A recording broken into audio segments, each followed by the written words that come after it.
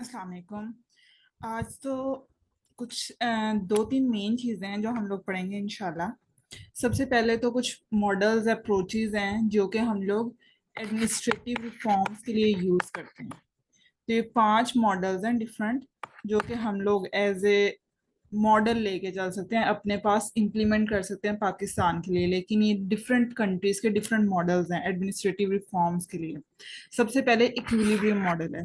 तो इक्विलिब्रियम कहता है कि जिस तरह से कोई गवर्नमेंट पॉलिसी बनाती है और वो फिर पब्लिक पे इम्प्लीमेंट होती है, उसका कोई फीडबैक आता है पब्लिक की तरफ से, उस फीडबैक को अपनी पॉलिसीज के साथ अलाइन करने को इक्विलिब्रियम मॉडल कहते हैं। फॉर एग्जांपल, मैं कोई हेल्थ से रिलेटेड पॉलिसी लेके आ रही हूँ, जिस तरह हम लोग देखते हैं कि डॉक्टरों ने इतनी ज्यादा हड़तालें की होती हैं, तो इसी वजह से होता है कि शायद उसके अंदर कोई पॉलिसी में ऐसी कोई चीज डाउट क्रिएट हो रहा हो जो कि उनके हकूक के साथ अलाइन ना करता हो।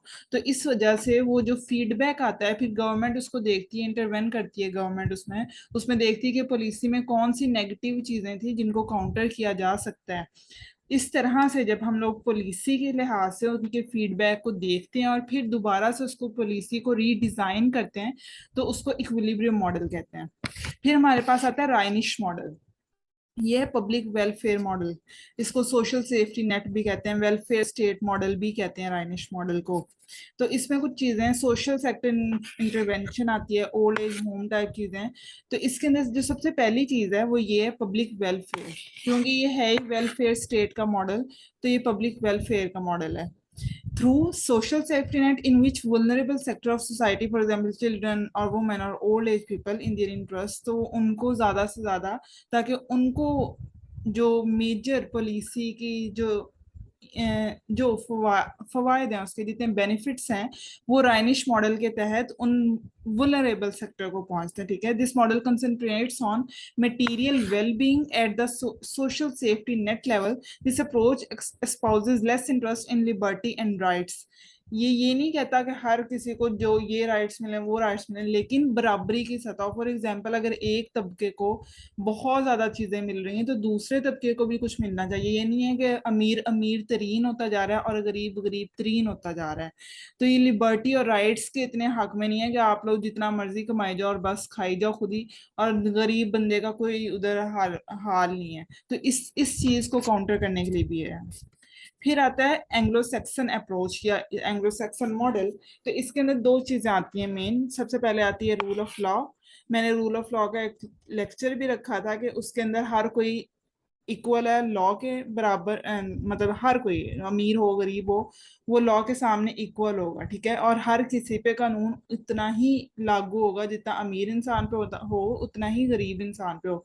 और मैंने उसकी 10 पॉइंट्स करवाए थे रूल ऑफ लॉ के, तो आपने उस लेक्चर से देख सकते हैं उसको मजीद, रूल ऑफ लॉ को।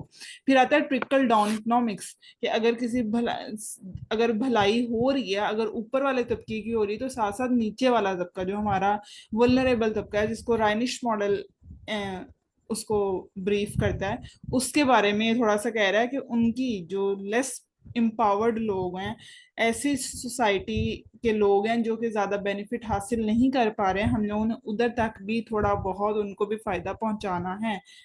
फिर आता है नॉर्डिक मॉडल। तो नॉर्डिक मॉडल बेसिकली, जितनी भी नॉर्डिक कंट्रीज हैं उधर ये होता है कि टैक्सेशन बहुत ज्यादा हाई होती है आपकी।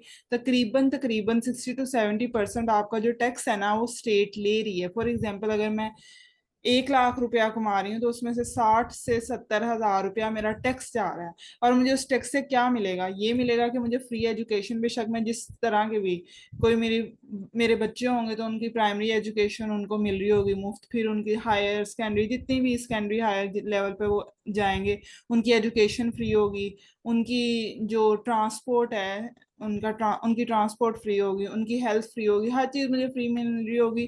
तो मैं तो उसके लिए टैक्स दूंगी। तो इसलिए टैक्स के लिए जब हम लोग टैक्स देते हैं, उधर भी मॉडल यूज हो सकता है कि टैक्स के लिए ये मॉडल बहुत अच्छा रह जाता है। अगर हम लोग एज एन एग्जाम्पल कोट करें, तो टैक्स के लिए नॉर्डिक कंट्रीज बहुत ज्यादा एक तरह से ये वो इसको आप मॉडल के तो एज ए मॉडल लिख सकते हैं जिसको हम लोग इम्प्लीमेंट कर सकते हैं कि लोगों को कुछ फायदे देंगे तो वो टैक्स देंगे।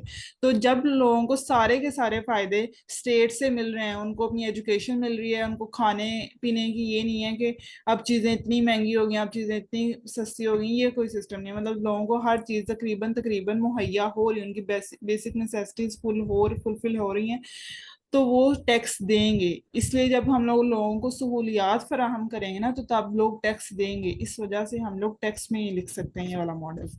फिर आता है यूरोपियन अप्रोच। इसके अंदर एक स्टेट मॉडल है, ये जर्मनी में यूज होता है, जो ट्रेडिशनल ब्यूरोक्रेसी का, जिस तरह हमारे पास ट्रेडिशनल ब्यूरोक्रेसी का है, लेकिन वो इतना बुरा, इतना पुरसाने हाल नहीं है शायद उनके पास हो, लेकिन वो ट्रेडिशनल ब्यूरोक्रेसी पे ही अमल करते हैं। जिस तरह हम लोगों ने वेबर की ब्यूरोक्रेसी पढ़ी थी, साइंटिफिक मैनेजमेंट पढ़ी थी, हेनरी फायोल के प्रिंसिपल्स पढ़े थे, तो वो रेडस्टैट model as a German model वो उन्हीं को फॉलो करते हैं।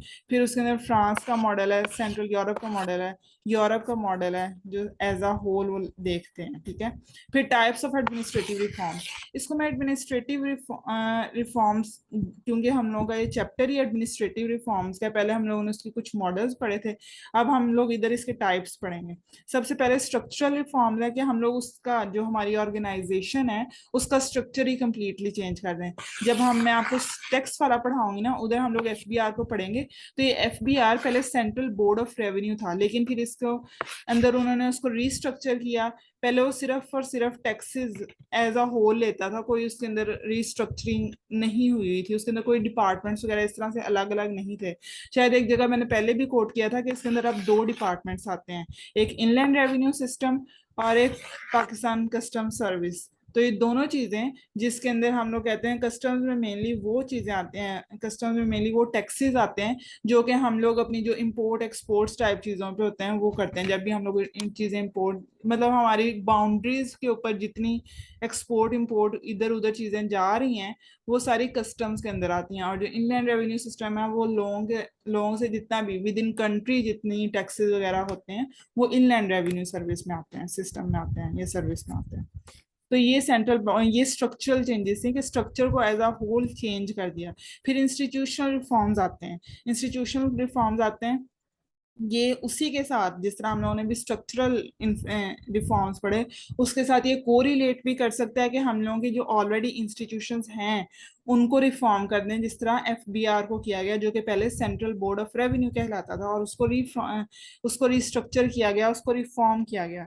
या कोई न्यू इंस्टीट्यूशंस कायम करना, जो फॉर एग्जांपल हमारी विद ग्रोइंग इतनी ज्यादा हम लोगों के पास डाइवर्सिटी आ रही है चीजों की। जिस तरह हम लोग देखें कि social media at a point वो इतनी ज्यादा बड़ी चीज नहीं थी, अगर हम लोग आज से 7-8 साल पहले भी देखें तो social media was not a perfect force, उसके लिहाज से हमारे पास इतने अच्छे कानून नहीं थे, हमारे पास इंस्टीट्यूशन इतने अच्छे डेवलप नहीं थे कि वो सोशल मीडिया की नीड्स केटर कर सकें। या उसके साथ वो जो फॉर एग्जांपल अभी हम लोग देखें तो सिविल सर्वेंट्स बहुत ज़्यादा, मैंने पहले भी एक दो दफ़ा एग्जांपल दिए कि सिविल सर्वेंट्स बहुत ज़्यादा एक्टिव हो गए हैं अब ऑन सोशल मीडिया। वो डिफरेंट डिफरेंट न्यूज आती हैं तो अपने सोशल मीडिया जितने जो भी हैंडल यूज कर रहे हैं, इंस्टाग्राम यूज कर रहे हैं, फेसबुक यूज कर रहे हो, तो उसके ऊपर कॉन्स्टेंटली पोस्ट करते रहते हैं। अब उसके पोस्ट करने से क्या होता है कि लोगों को एक अवेयरनेस पता चलती है, लोगों को चीज़ों का पता चलता है, लोगों को उनके वे मतलब पता चलता है कि हाँ वो वाकई में कुछ काम कर रहे हैं शायद।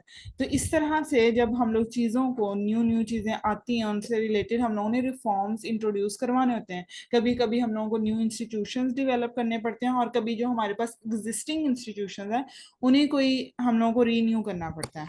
फिर आती है service delivery reforms. Service delivery reforms क्या है कि हम लोगों ने जो ऑलरेडी उधर सर्विसेज किसी भी जगह पे, फॉर एग्जांपल कोई एजुकेशन है, हेल्थ है, तो ये सारी सर्विसेज प्रोवाइड कर रही हैं, हम लोगों ने उनको रिफॉर्म करना है, सर्विस डिलीवरी इंप्रूव करनी है। जिस तरह भी हम लोग देखें तो हम सिंगल नेशनल करिकुलम एक बहुत हिट टॉपिक जा रहा था कि सारे मुल्क में एक जैसा करिकुलम हो गया था।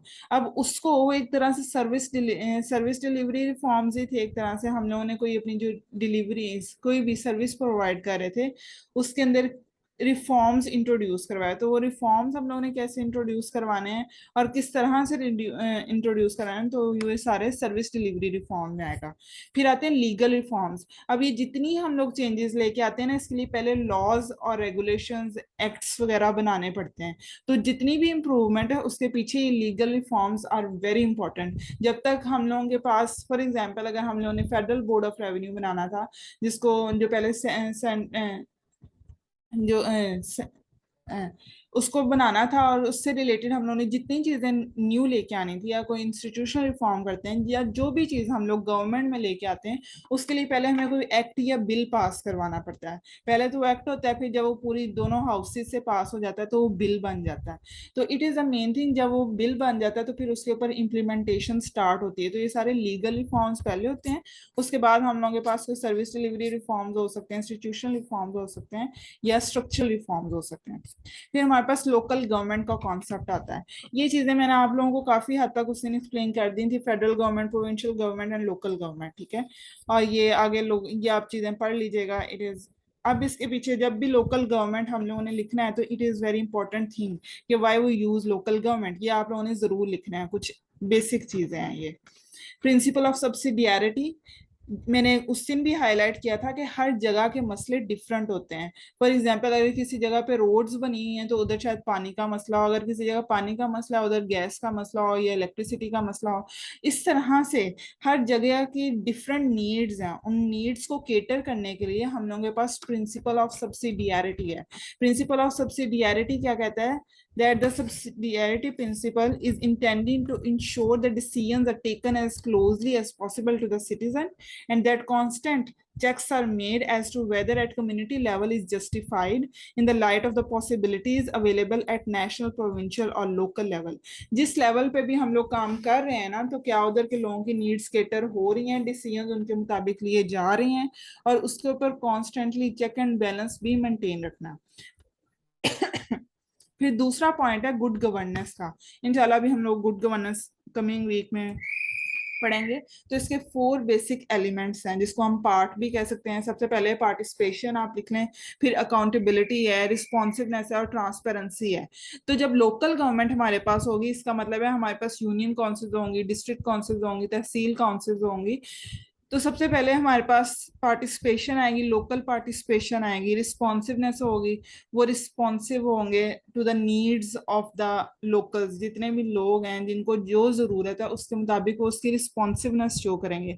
फिर ट्रांसपेरेंसी आ जाएगी, लोगों को पता होगा कि आइदर जो ऊपर से जितने भी फाइनेंशियल हमारी जरूरियात है, मतलब जितनी भी फाइनेंशियल ऑटोनॉमी दी गई है लोकल गवर्नमेंट को, उसके लिहाज से आइदर हम लोगों पे खर्च हो रहा है या नहीं खर्च हो रहा। तो ये ट्रांसपेरेंसी भी एक तरह से आ जाएगी, क्योंकि हम लोग अकाउंटेबिलिटी जितने लोअर लेवल, जितने यूसी लेवल पे होंगे, वो तो लोग हमारे बहुत करीब होंगे, बहुत ज्यादा चीजें लोगों को पता होती हैं। जिस तरह हम लोगों के भी इलाके में जो पहले काउंसलर वगैरह रह चुके हैं, उनका तकरीबन बहुत सारे लोगों को पता होता है, लोगों को सारा उनके सीधे और अच्छे बुरे कामों का तकरीबन सारा पता होता है। तो एक तरह से ट्रांसपेरेंसी होती है।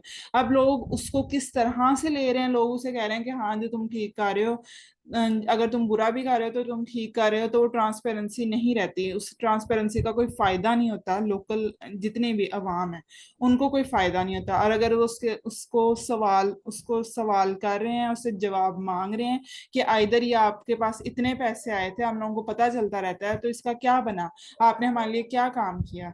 तो जब हम लोग उनको अकाउंटेबल करेंगे उस चीज के लिए, तो हमारे पास ज्यादा से ज्यादा लोगों की भलाई होगी। तो ये 4 कंपोनेंट्स हैं। वैसे हम लोग गुड गवर्नेंस के और कंपोनेंट्स में इंशाल्लाह पढ़ेंगे। तो ये बेसिक 4 कंपोनेंट्स हैं जो कि लोकल गवर्नमेंट केटर करती है। फिर ये आपने लिखा, ये आपने पढ़ लेना है। और ये 3 चीजें, ये तीसरी चीज economy, efficiency, effectiveness and equity. आप 4 ईज भी लिख सकते हैं, आप 3 ईज भी लिख सकते हैं, लेकिन जो मोस्टली यूज टर्म है ना वो 3 ईज की होती है। 3 ईज आता है हमारे पास न्यू पब्लिक मैनेजमेंट में। तो आप इधर जिस तरह मैंने पहले गुड गवर्नेंस लिखवाया हुआ है, तो आप गुड गवर्नेंस का लिख के 4 एलिमेंट्स लिख सकते हैं। फिर आप न्यू पब्लिक मैनेजमेंट का इधर लिख के 3rd पॉइंट दे सकते हैं कि उसमें 3 ईज आते हैं, इकोनॉमी, एफिशिएंसी और इफेक्टिवनेस। आप ये तीनों पॉइंट्स लिख सकते हैं कि लोकल गवर्नमेंट इसको भी इंश्योर करती है। फिर हमारे पास आता है एक, ये आपने 4th पॉइंट लिखना है फिर कि यूएन इसके बारे में क्या कहता है। तो ये यूएन की report on UN global forum 1996 की ये रिपोर्ट थी, डिसेंट्रलाइजिंग की authorities and functions of government from the centre to region, districts, municipalities and local communities to solve local problems, better service, and to enable people to participate in governance. No political system is considered complete and democratic if it does not have system of local government. इसका मतलब है कि जब हमारे पास local government होगा ना, तो हमारी डेमोक्रेटिक स्टेट की नीड को फुलफिल करेगा।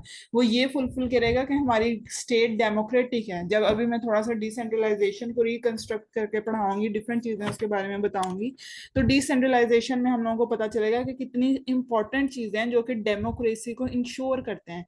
तो इधर आप इसकी फोर्थ हेडिंग दे सकते हैं, टू इंश्योर द डेमोक्रेसी। तो ये चार चीजें हैं, आप लोगों ने ये चार चीजें जरूर लिखनी है। सबसे पहले प्रिंसिपल ऑफ सब्सिडियरिटी है, फिर हमारे पास आता है 3 E's आ जाएंगे हमारे पास। एनपीएम को इंश्योर करती है, गुड गवर्नेंस की इंश्योरेंस है, पार्ट के तौर पे हम लोगों ने लिखना है। फिर हमने आना है तो ensure system cannot be democratic unless given through local government. To ensure democracy और डेमोक्रेटिक स्ट्रक्चर, तो हम लोगों को लोकल गवर्नमेंट की जरूरत पड़ती है। तो ये 4 पॉइंट्स हैं, हम लोगों ने लोकल गवर्नमेंट में लिखने हैं।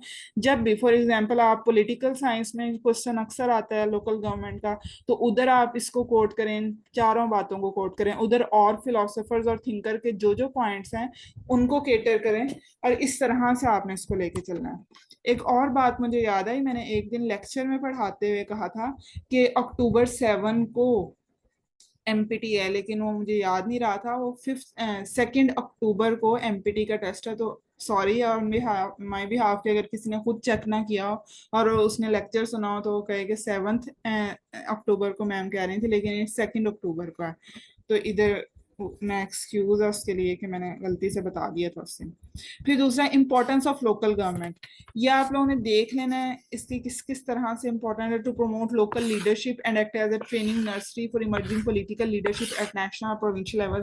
फॉर एग्जाम्पल, अगर मेरे पास कोई यूसी बन रहा है, कोई तहसील काउंसलर बन रहा है, यूनियन काउंसलर बन रहा है, तहसील काउंसलर बन रहा है, डिस्ट्रिक्ट काउंसलर बन रहा है, तो जितने भी ये काउंसलर बनेंगे ना, विद टाइम ये प्रोविंशियल गवर्नमेंट और नेशनल गवर्नमेंट में जाएंगे। तो इसलिए लोकल गवर्नमेंट की इमरजेंस जरूरी होती है, ताकि लोगों को एक प्लेटफॉर्म एट द बिगनिंग, एक प्लेटफॉर्म मिल जाए जहाँ पे वो अपनी ग्रोथ कर सके। उनको बेसिक जो अवाम है ना, उनके करीब रह के बेसिक चीजों का पता चल सके कि लोग किस तरह से, उनको क्या क्या जरूरियात हैं और उनको किस तरह से केटर करना है। जब हम लोग प्रोविंशियल असेंबली में या नेशनल असेंबली में जाके बैठेंगे, तो हम लोगों ने उनको किस तरह से उनकी नीड्स को केटर करना है, उनके लिए कैसे लॉज एंड रेगुलेशंस बनानी है। फिर it shares power and promote public accountability. हम लोगों ने डिसेंट्रलाइजेशन, अभी मैंने पहले भी एक तो पढ़ाया था, लेकिन वो कम था, अभी हम लोग मजीद उसके आगे चीजें वगैरह पढ़ेंगे।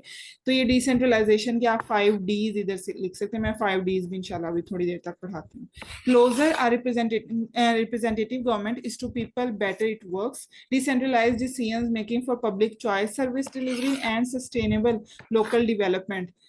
ये आप इधर सेंट्रलाइजेशन और डिसेंट्रलाइजेशन पब्लिक चॉइस थ्योरी आप इधर लिख सकते हैं, उसका ये पॉइंट आता है। फिर broaden base for democracy and people participation, efficient, manageable, accountable and autonomous institution बन जाता है हमारे पास लोकल गवर्नमेंट का। डेटाबेस मैनेजमेंट एक अच्छी आ जाती है, लोगों को, हम लोगों को पता होगा कि कितनी उधर मैरिज रजिस्ट्रेशन हो रही है, कितने न्यू बॉर्न्स है हमारे पास। ये सारी चीजें, जितनी भी नो हाउ है, वो सारी लोकल गवर्नमेंट के पास आती है। हमारे यूनियन काउंसलर्स, तहसील काउंसलर्स और जितने भी ये डिस्ट्रिक्ट काउंसलर या जिला काउंसलर्स होते हैं, उनके पास ये सारी इंफॉर्मेशन होती है। तो जितनी अच्छी हमारी लोकल गवर्नमेंट परफॉर्म कर रही होगी, उतनी अच्छी हमारे पास, ज्यादा अच्छी हमारे पास डेटा बेस, हम लोगों को चीजों का पता होगा। फॉर एग्जाम्पल, अगर हम लोगों ने फैक्ट्स एंड फिगर्स चेक करने हो, तो हम लोग अक्सर कहते हैं कि पाकिस्तान में तो फैक्ट्स एंड फिगर्स इतने अच्छे पता ही नहीं चलते, तो इसी वजह से नहीं पता चलते। जब हम लोग पब्लिक लेवल चीजों की डिस्कवरी, वैसे नहीं, जिस तरह हम लोग अपने रिसर्च थीसिस वगैरह लिखते हैं, तो शायद उसके लिए हम लोगों को कहीं ना कहीं हम लोग टेस्ट वगैरह करते हैं, तो चीजों का पता चल जाता है। लेकिन जब हम लोग एट ए पब्लिक लेवल करते हैं, तो उधर चीजों का पता चलाना, उधर एक डेटाबेस बनाना बहुत जरूरी होता है, और उसकी बहुत इंपॉर्टेंस होती है। और अक्सर हम लोग क्लेम करते हैं कि पाकिस्तान में चीजें सही नहीं होती या सही नहीं की जाती, या कुछ हिंड्रेंसेज आ जाती हैं, तो उसको भी केटर कर सकती है लोकल गवर्नमेंट, अगर इसके पास बिल्कुल अच्छा डेटाबेस बना हुआ होगा।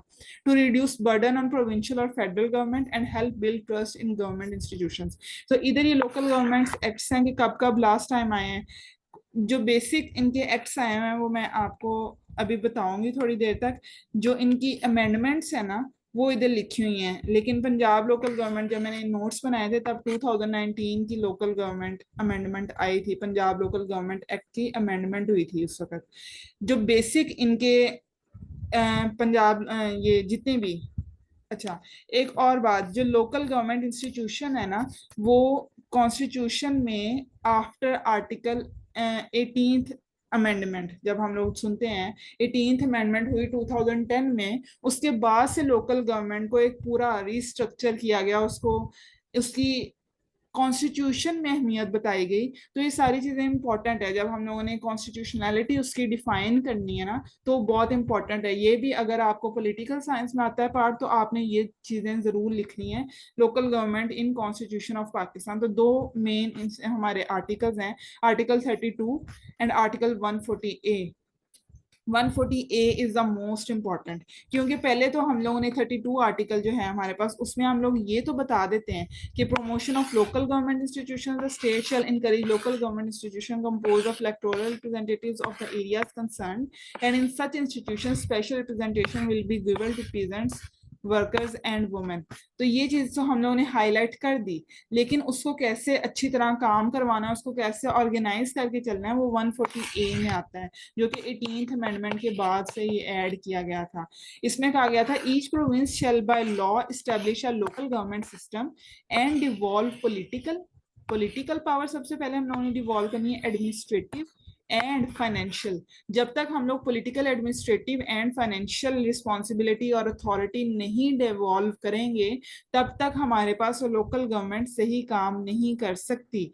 इसलिए ये तीनों points, political, administrative and financial, अभी हम लोग जब इंटर गवर्नमेंट रिलेशंस पढ़ेंगे या लोकल गवर्नमेंट रिफॉर्म्स भी आगे पढ़ेंगे, हम लोग देखेंगे कि क्या मेजर हर्डल्स और हिंड्रेंसेस हैं टूवर्ड्स लोकल गवर्नमेंट रिफॉर्म्स। तो उधर एक चीज बहुत ज्यादा इंपॉर्टेंट हासिल होती है, वो होती है फाइनेंशियल एडमिनिस्ट्रेशन या फाइनेंशियल रिस्पॉन्सिबिलिटी या फाइनेंशियल अथॉरिटी नहीं मिलती, स्पेशली प्रोविंशियल गवर्नमेंट्स को और लोकल गवर्नमेंट्स को। तो जिधर भी हम लोग जब इंटर गवर्नमेंटल रिलेशंस पढ़ेंगे उधर भी ये फाइनेंशियल अथॉरिटी बहुत इंपॉर्टेंस रखेगी। एडमिनिस्ट्रेटिव और पॉलिटिकल किसी ना किसी हद तक मिल जाती है, लेकिन ऐसा इतनी ज्यादा नहीं मिलती। तो ये बहुत ज्यादा, दोनों पार्ट्स बहुत इंपॉर्टेंट है, तीनों parts, political, administrative and financial. फिर पॉलिटिकल में भी लोग अपोज करते हैं, फॉर एग्जाम्पल अब पॉलिटिकल पार्टीज प्रोविंसेस में काम कर रही है ना, तो क्यों चाहेंगी, कोई भी नहीं चाहता कि हमारी पावर डिवॉल्व होके किसी निचले तबके तक जाए। कोई भी जिसके पास जितनी पावर है ना वो उसी को कंसंट्रेट करना चाहता है। तो ये पॉलिटिकल पावर अक्सर प्रोविंसेस डिवॉल्व नहीं करना चाहते। तो यही अब हम लोग इधर से पॉइंट देखते हैं कि हमारे पास 140A आर्टिकल 2010 में पहले तो अच्छी तरह बन गया। उसके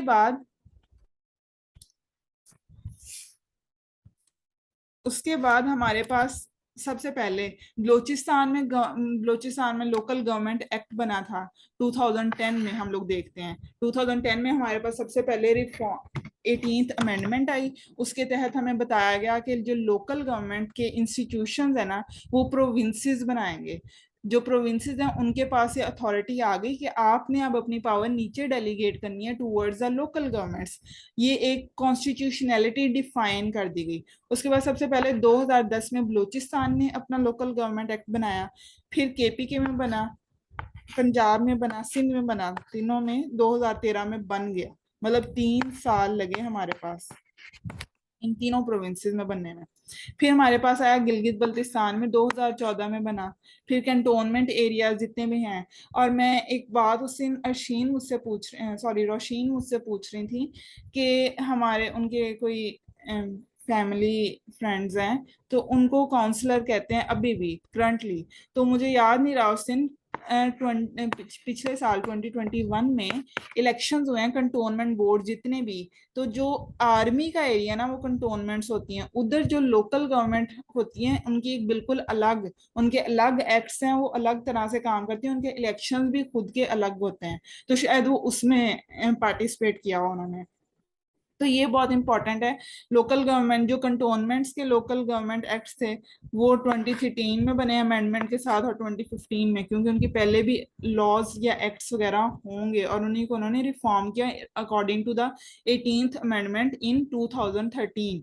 फिर इस्लामाबाद कैपिटल टेरिटरी जो है हमारी, उसका लोकल गवर्नमेंट एक्ट डिफरेंट है, वो भी 2013 में बना। तो जितने मेजर रिफॉर्म से ये एक्ट्स आए वो 2013 से 2014 के दरमियान है। अब इसके बाद हम लोग देखते हैं कि इलेक्शन असल में हुए कब फिर। अब सारे मतलब हमारे पास अब एक्ट्स तो आ गए हैं। अब हम लोगों ने देखा 2010 में हमारे पास बलूचिस्तान में एक्ट आया था और उसके इलेक्शन हुए दिसंबर 2013 में, 3 सालों बाद। इतना टाइम हम लोग को लग गया। मतलब जो हमारी पॉलिटिकल, हमारी एडमिनिस्ट्रेटिव और फाइनेंशियल अथॉरिटी एंड रिस्पॉन्सिबिलिटी वो देने के लिए हमारी प्रोविंशियल गवर्नमेंट्स राजी नहीं थी, उसको इतना टाइम लग गया। तो अगर हम लोग देखें फ्रॉम 1947 18th अमेंडमेंट के तक, इतनी देर हम लोगों ने लगाई टिल 2017 सॉरी 2007-8 तक हम लोगों ने देर लगाई कि अब हमारे पास कोई डेमोक्रेटिक सिस्टम रन करने की कोशिश कर रहा है। मार्शल लॉज अब जरा कम हो गए हैं, कोई अल्हम्दुलिल्लाह कोई 13-14 साल हो गए हैं तो मार्शल लॉज कम हो गए हैं। इसका मतलब है जब मार्शल लॉज होते हैं तो प्रोविंशियल ऑटोनॉमी इतनी मतलब होती नहीं है। प्रोविंशियल ऑटोनॉमी तो सब कुछ सेंटर के इर्द गिर्द होता है। तो अब हम लोगों के पास, हम लोग देखते हैं कि 2008 में कहीं जाके हम लोगों को प्रोविंशियल ऑटोनॉमी मिली। फिर 2010 में हमारे पास लोकल गवर्नमेंट का एक्ट बना, उसके रिलेटेड कॉन्स्टिट्यूशनैलिटी हमारे पास डिफाइन हुई। उसके बाद हमारे पास एक्ट्स बने और फिर ये इलेक्शंस हुए थे हमारे पास, जो लास्ट इलेक्शन है। और अब हमारे पास जो करंट इलेक्शंस हो रहे हैं वो अब की बात है। तो 2010 में इनका एक्ट बना था और 2013 में इनके इलेक्शंस हुए थे। केपीके में फिर 2013 में भी हमने पढ़ा कि उधर एक्ट बना और 2015 में, मई 2015 में उधर इलेक्शन हुए। फिर पंजाब में इलेक्शन हुए 2015 अक्टूबर में, फिर सिंध में इलेक्शन हुए 2015 में, और फिर इस्लामाबाद में इलेक्शन हुए सितंबर में। तो ये सारे इलेक्शन हैं जो कि हुए एट दैट पॉइंट 2013 में, फिर 2015 15 में। और ये जो इतनी जितना टर्न्योर होता है लोकल गवर्नमेंट का वो 5 साल होता है। जिस तरह हम लोग वैसे भी देखें तो हमारे पाकिस्तान में जितना भी जो टेन्योर है प्रोविंशियल असेंबलीज का और फेडरल असेंबलीज का, तो वो 5 साल का होता है। तो लोकल गवर्नमेंट का भी 5 साल का ही होता है। अब हम लोग देखते हैं ये फिर टाइप्स ऑफ लोकल गवर्नमेंट है इधर। ये एज सच हम इसको लोकल गवर्नमेंट नहीं लिखेंगे, लेकिन इस चीज को मैं भी एक एक्ट में बताती हूँ। जो एक पहले मतलब एक रिफॉर्म जो सबसे पहले जो जिया इरा में आए थे ना, उधर ये क्लियर हो जाएगा। एक होती है लोकल गवर्नमेंट, एक होती है लोकल सेल्फ गवर्नमेंट। तो कहीं कहीं ये पॉइंट आ जाता है, जो पॉलिटिकल साइंस वाला पेपर है ना उसमें ये पॉइंट आता है। पॉलिटिकल साइंस वाले पेपर में उधर ही आता है कि लोकल गवर्नमेंट और लोकल सेल्फ गवर्नमेंट। मैंने शायद कहीं और भी देखा है, मैंने शायद पीएमएस के एग्जाम में लोकल सेल्फ गवर्नमेंट और लोकल गवर्नमेंट के बारे में पढ़ा था। अभी मुझे रिमाइंड नहीं हो रहा कि मैंने कहीं ये देखा है ये पॉइंट। तो लोकल गवर्नमेंट का सबसे पहले, जो अगर लोकल सेल्फ गवर्नमेंट है इसका मतलब है हमारे पास खुद से हम लोग चूज करके बना रहे हैं। इसका मतलब है ये लोकल गवर्नमेंट सिस्टम जो हम लोगों ने अभी तक पढ़ा है कि जिस तरह डिवॉल्व हो जाता है, जिसमें हमने यूनियन काउंसिल्स पढ़ी, तहसील काउंसिल्स पढ़ी, हम लोगों ने डिस्ट्रिक्ट काउंसिल्स पढ़ी। तो ये वो चीज है लोकल सेल्फ गवर्नमेंट। लेकिन जो लोकल गवर्नमेंट है ना, ये हम ब्यूरोक्रेसी को कहते हैं। ये अपॉइंटेड होते हैं और ये परमानेंट होते हैं। जो लोकल सेल्फ गवर्नमेंट वाले होते हैं ये इलेक्टेड होते हैं, क्योंकि हम लोगों ने भी पढ़ा यूनियन काउंसिल में भी इलेक्शंस होते हैं, तहसील काउंसिल्स के लिए, फिर डिस्ट्रिक्ट काउंसिल्स के लिए। तो ये सारे इलेक्शन से बनते हैं और ये टेम्परेरी टेन्योर के लिए, ये 5 साल के लिए हैं। लेकिन जो हमारे ब्यूरोक्रेसी अपॉइंट होती है वो तो टिल आपकी रिटायरमेंट एज तक होती है, अनलेस और अनटिल कोई आप ऐसी चीज ना करें या आप खुद रिजाइन ना कर दें या वो ना आपको निकाल दें। तो ये एक तरह की परमानेंट जॉब है हमारी। इसमें क्या है, लोकल गवर्नमेंट में हम लोग इसको लोकल गवर्नमेंट क्यों लिखा गया, वो ये पॉइंट है कि हमारे पास, हम लोगों ने, मैंने उस दिन बताया था कि हमारे पास जो सॉरी जो हमारे पास डिस्ट्रिक्ट डीसी है, जो हमारा डिस्ट्रिक्ट कमिश्नर है, वो किसको हेड करता है, डिस्ट्रिक्ट को हेड करता है। जो हमारा असिस्टेंट कमिश्नर है वो हमारी तहसील को, एक तहसील को हेड करता है। तो इसलिए इसको लोकल गवर्नमेंट लिखा गया है, क्योंकि ये भी डिस्ट्रिक्ट और तहसील के लिहाज से हम लोग ऑर्गेनाइज करते हैं। और ये जो डिस्ट्रिक्ट और तहसील्स बनती है ना, ये भी अकॉर्डिंग टू द पॉपुलेशन होती है। जितनी पॉपुलेशन हम लोग देखते हैं अब रिसेंट ईयर्स में, बहुत ज्यादा जो डिस्ट्रिक्ट्स और डिवीजन है ना, वो रीस्ट्रक्चर हुई हैं, डिफरेंट डिवीजन्स बनी हैं, डिफरेंट डिस्ट्रिक्ट्स बने हैं, उनको दोबारा से रीस्ट्रक्चर किया गया। तो ये जितनी रीस्ट्रक्चरिंग डिवीजन्स और डिस्ट्रिक्ट्स और तहसील और यूनियन काउंसिल वगैरह की होती है, ये सारी डिपेंड करती है, काउंसिल वगैरह की होती है, डिपेंड करती है पॉपुलेशन पे। जितनी पॉपुलेशन होगी उसके लिहाज से हम लोग देखते हैं। फॉर एग्जाम्पल अभी हम लोग कहें कि एक तहसील में 1 लाख लोग होना जरूरी है, तो अगर वो तहसील से बड़ा हो गया है तो इसका मतलब है उसको किसी और तरह से हम लोग केटर करेंगे, उसको हम फिर डिस्ट्रिक्ट में लेके जाएंगे, या उसका किसी और तरह से हम लोग, इस तरह से हम लोगों ने इन चीज़ों की ऑर्गेनाइजेशन की हुई है कि सबसे पहले डिवीजन आती है, फिर डिस्ट्रिक्ट, फिर तहसील, और देन हमारे पास जितनी हमारे काउंसिल्स वगैरह आती हैं वो ये चीज़ सारी चलती है। फिर फंक्शन ऑफ लोकल गवर्नमेंट, ये आप लोग पढ़ लीजिएगा, it is very easy. I hope कि आप लोगों को सब समझ लग गया। अगर ना समझ लगे तो आप लोग पूछ लीजिएगा। फिर ये हिस्ट्री ऑफ लोकल गवर्नमेंट्स आती है। ये आप लोग एज सच अभी ये जो पॉइंट्स है ना, ये V8 वाला पॉइंट नहीं आता, कहीं भी नहीं आता, इसको पढ़ने की जरूरत भी नहीं है। फिर बेसिक डेमोक्रेसीज आती है जो अयूब दौर में आई थी हमारे पास मार्शल लॉ के दौरान, वो आती है सबसे पहले। बेसिक डेमोक्रेसी को उसने मैं थोड़ा बहुत आप लोगों को समझा भी दिया था, बाकी मैं अभी इंशाल्लाह इधर इसको एक्सप्लेन भी कर देती हूँ। बेसिक डेमोक्रेसी,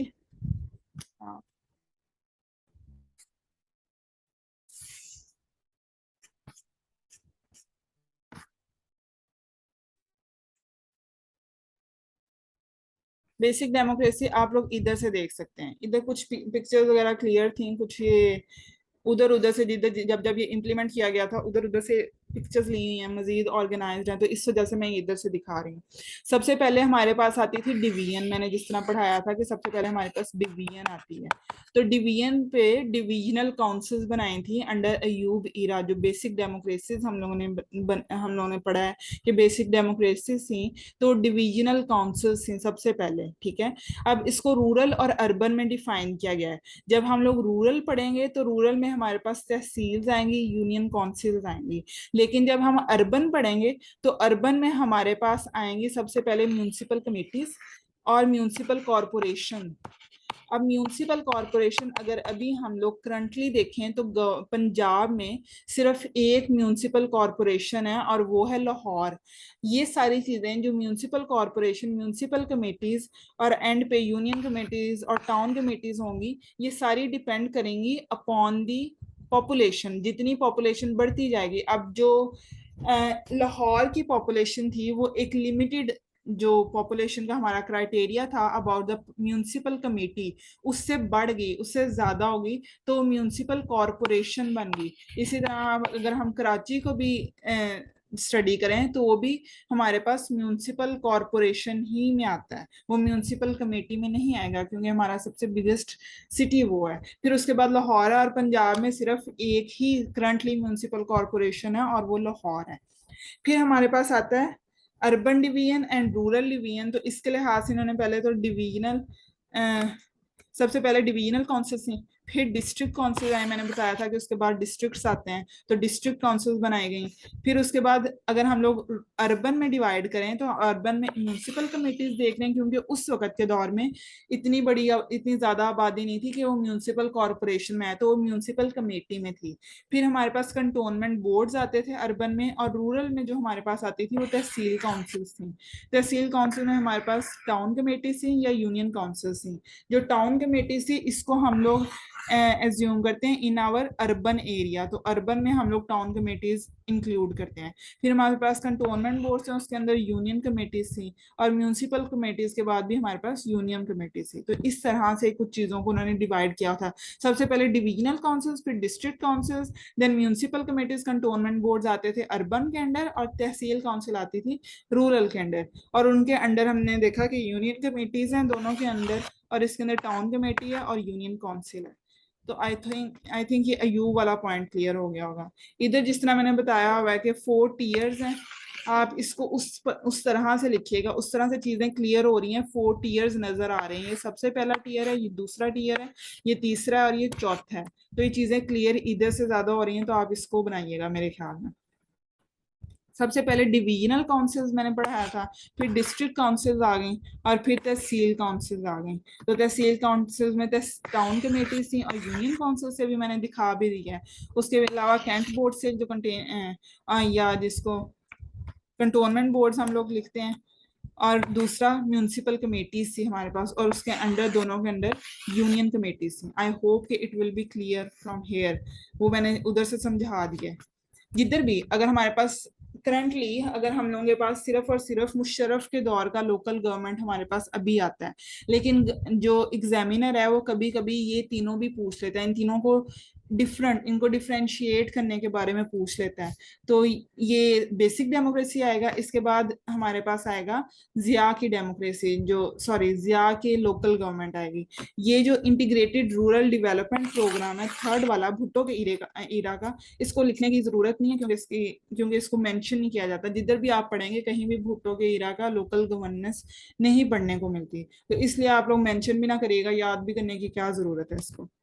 ये इसकी इधर स्ट्रक्चर वैसे दिया हुआ है कि इन्होंने किस तरह से किया था भुट्टो के दौर में, किस तरह से जो इंटीग्रेटेड रूरल डेवलपमेंट प्रोग्राम था उसको किस तरह से कैरी आउट किया गया था, रूरल में इन्होंने क्या किया और अर्बन में क्या किया। अभी जिस तरह भी मैंने रिसेंटली बताया था कि जब अयूब का दौर था ना, उस वक्त म्यूनसिपल कमेटीज ही हाईएस्ट लेवल थी अर्बन के अंडर, लेकिन जब सॉरी भुट्टो का इरा आया तो उन्होंने म्यूनसिपल कॉरपोरेशन बनाए, फिर म्यूनसिपल कमेटी, क्योंकि पॉपुलेशन हमारी बहुत हद तक बढ़ चुकी थी तब। तो पहले म्यूनसिपल कॉरपोरेशन, फिर municipal committee and then town committees उसके अंदर कर दी। जो पहले वाला हमने पढ़ा था उसके अंदर हमारे पास नीचे थी यूनियन कमेटीज, लेकिन इधर इन्होंने क्या किया, उन्होंने उसको टाउन कमेटीज में कन्वर्ट कर दिया।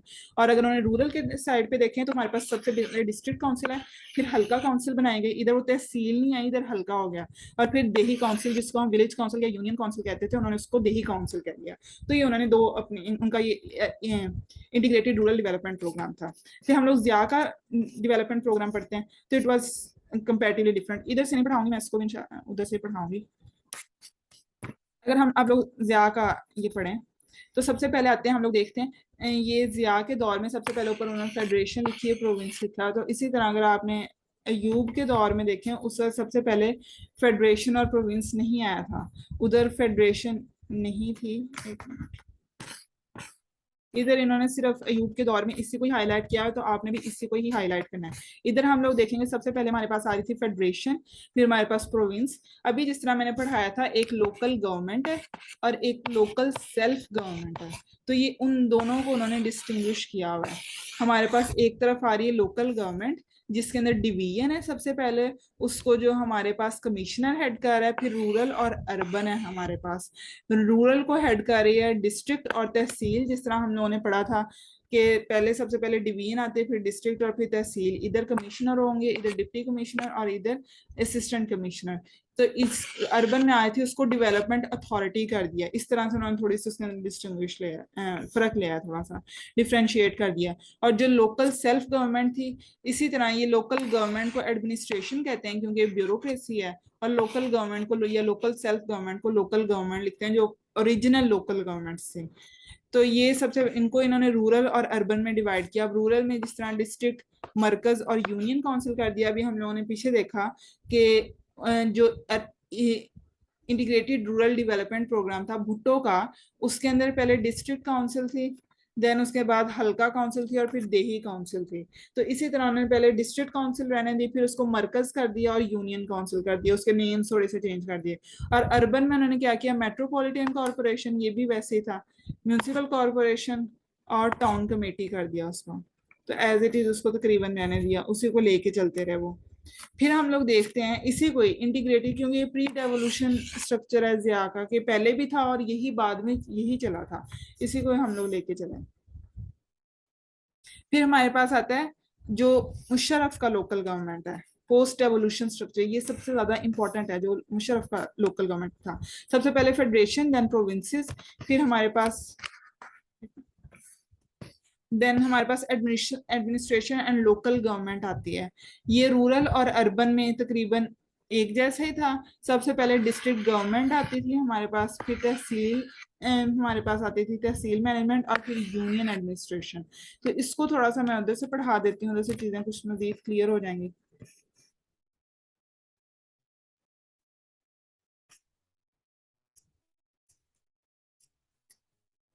ये है जो मुशर्रफ का पोस्ट एवोल्यूशन प्रोग्राम था, it is the most important. ये आप लोगों ने कोशिश करना है इसको इधर से याद कर लें। तहसील एडमिनिस्ट्रेशन थी सबसे पहले, क्योंकि हम लोगों ने सबसे लोअर लेवल तहसील एडमिनिस्ट्रेशन का पढ़ा था। सबसे नीचे तहसील हम लोगों ने देखी थी, जब हम लोग स्पेशली देखते हैं विद रिस्पेक्ट टू के किसी भी जगह के काउंसिल, यूनियन काउंसिल्स को छोड़ दें, उसके बाद तहसील काउंसिल ही आती है हमारे पास, या तहसील एडमिनिस्ट्रेशन। तो सबसे पहले उसका नाजिम होगा एक, अगर हम लोग जिले को भी देखें तो जिले का भी नाजिम होगा, फिर यूनियन नाजिम था। तो इस तीनों चीजें, तहसील, इन सबसे पहले यूनियन एडमिनिस्ट्रेशन आप लिख लें, फिर तहसील एडमिनिस्ट्रेशन लिखें, और फिर जिला एडमिनिस्ट्रेशन या डिस्ट्रिक्ट एडमिनिस्ट्रेशन लिखें। तहसील नाजिम था, उसके अंदर अंदर उसकी एक काउंसिल होती थी, एक नायब तहसील काउंसिल होता था, और एक तहसील म्यूनसिपल ऑफिसर। ये एक एडमिनिस्ट्रेटिव ऑफिसर, या जिसको हम लोग कह लेते हैं एज एन असिस्टेंट कमिश्नर से थोड़ा सा लोअर लेवल पे उसको एक वो काम होता था, तो वो एडमिनिस्ट्रेशन से रिलेटेड उसका जितना काम होता था वो तहसील म्यूनसिपल ऑफिसर के अंडर आता था। फिर हमारे पास जो जिला या डिस्ट्रिक्ट एडमिनिस्ट्रेशन है, उसके अंदर हम लोग देखते हैं हमारी एक जिला काउंसिल होती थी। अब यही तहसील काउंसिल थी उसके पास, और नायब तहसील काउंसिल काउंसिल थी। इसके पास जिला काउंसिल और एक नायब जिला काउंसिल है, और एक इसके अंदर जो मैंने उस दिन भी बताया था कि जो हमारा डीसीओ, जो कि हमारा डिप्टी कमिश्नर था, उसको डिस्ट्रिक्ट कोऑर्डिनेशन ऑफिसर करके उसके अंडर कर दिया गया, जिला नाजिम के अंडर। और जो यूनियन एडमिनिस्ट्रेशन थी उसमें यूनियन काउंसिल थी और नायब यूनियन काउंसिल थी। तो ये तीन मेन पार्ट थे जो चंक थे, एक union administration, tehsil administration and जिला या डिस्ट्रिक्ट एडमिनिस्ट्रेशन। फिर हमारे पास अगर जिला नाजिम के एंड पे देखेंगे तो तीनों थोड़ा सा ब्रीफली ब्रीफली बताया गया। ये जिला नाजिम अगर हम लोग देखें तो हम लोग क्या देखते हैं, एक जिला काउंसिल है उसके अंदर, एक उसके अंदर डीसीओ है। अब डिस्ट्रिक्ट कमिश्नर ऑफिसर है, वो डिफरेंट चीज़ों को हेड कर रहा है। उसके नीचे जो जिला काउंसिल है उसके अंडर नायब जिला नाजिम है। तो ये सारी चीज़ें, और फिर ये बाकी चीज़ों को वो हेड कर रहा है। ईडीओ एग्रीकल्चर, जितनी भी चीज़ें हैं उसको वो हेड कर रहा है, जो डिस्ट्रिक्ट कोऑर्डिनेशन ऑफिसर है। ठीक है, तो ये सारी चीज़ें उसके अंडर आती थी। और ये डीसीओ है, या डीसीओ ये डिस्ट्रिक्ट कमिश्नर के इक्विवेलेंट था उससे। और ये जो डीडीओ तीनों लिखे हैं, सिविल डिफेंस कोऑर्डिनेशन और एचआर मैनेजमेंट, ये एसी लेवल के रैंक से। तो ये सारी चीजें आप लोगों ने इधर से लिख लेनी, बाकी आप लोग इसको पढ़ लीजिएगा। 2013 का एक्ट जो आया था, और फिर उसको structure and constituency delimitation, term limits and election, ये ऐसा इतनी ज्यादा चीजें नहीं आती लिखने के लिए, इसलिए मैं इसको पढ़ा भी नहीं रही। बस आप लोग एक दफा इसको गो थ्रू कर लीजिएगा। बाकी ये कंपोजिशन ऑफ लोकल गवर्नमेंट थोड़ी सी बताई हैं, इनको भी, ये इसको भी लिखने की जरूरत नहीं है हमारे पास अभी करंटली ना। ये metropolitan corporation, municipal corporation, municipal committees, union council, wards in municipal committees, तो इन सारों को लिखने की जरूरत नहीं है। इसकी डिस्टिंग्विश मैंने आपको बता दी है कि मेट्रोपॉलिटन कॉर्पोरेशन होती है, फिर म्यूनसिपल कॉर्पोरेशन ये कमेटी होती है, फिर म्यूनसिपल कमेटी आ जाती है। पहले मेट्रोपॉलिटन कॉर्पोरेशन, म्यूनसिपल कॉर्पोरेशन, और फिर म्यूनसिपल कमेटीज, और उनके अंदर वार्ड्स होते हैं। फिर रूरल में डिस्ट्रिक्ट काउंसिल या यूनियन काउंसिल हम लोग कह लेते हैं। तो ये बेसिक चीजें थी, इधर से आप लोग पढ़ लीजिएगा। ये इंपॉर्टेंट है, sources of income of local government. तो ये बहुत इंपॉर्टेंट है, ये हर किसी, finance to local governments are not by federal. जिस तरह हम लोग एनएफसी अवार्ड पढ़ेंगे इंशाल्लाह, तो एनएफसी अवार्ड में आता है कि एक सम परसेंटेज होती है जो कि सूबों को मिलती है, प्रोविंसेस को मिलती है हमारे पास फ्रॉम फेडरल। जितने भी टैक्सेस और जितनी भी अमाउंट कलेक्ट होती है, जितना रेवेन्यू कलेक्ट होता है, वो सारा का सारा डिवाइड होता है बिटवीन फेडरल एंड प्रोविंसेस। तो इसका मतलब है उधर से जो पैसा जमा होकर आ रहा है वो फेडरल के पास से आ रहा है और प्रोविंसेस के पास जा रहा है। तो लोकल गवर्नमेंट के पास पैसे कहाँ से आएंगे, तो वो इम्पोर्टेंट है कि हम लोगों ने किस तरह से, जो लोकल गवर्नमेंट है उसके पास पैसे आएंगे। तो लोकल गवर्नमेंट के पास फेडरल से तो कोई पैसे नहीं आते, और 2010 के बाद से हम लोग देखते हैं कि जो लोकल गवर्नमेंट की जो है ना शिक, जो लोकल गवर्नमेंट है वो प्रोविंसेस के अंडर आ चुकी है। तो प्रोविंसेस ने एक प्रोविंशियल कंसोलिडेटेड फंड बनाया हुआ है, पीसीएफ। इसको भी इंशाल्लाह हम लोग फाइनेंशियल फाइनेंशियल पढ़ेंगे ऑटोनॉमी में, तो उधर हम लोग देखेंगे किस तरह से चीजें इधर से होती हैं। और कुछ, एक तो इधर से पैसे आ रहे हैं हमारे पास, प्रोविंशियल कंसोलिडेटेड फंड से आ रहे हैं हमारे पास, और कुछ पैसे लोकल गवर्नमेंट्स जो हैं वो खुद टैक्सेस जमा करती हैं।